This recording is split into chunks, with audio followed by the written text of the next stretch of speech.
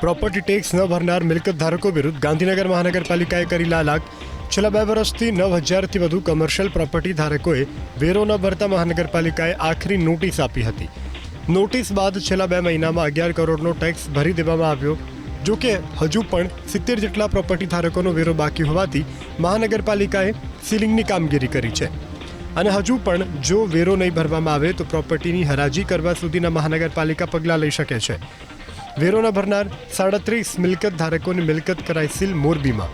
મોરબી મહાનગરપાલિકાએ વર્ષ 2025 અને 26નો વેરો બાકી હોય તેવા 312 મિલકત ધારકોને નોટિસ ફટકારી હતી।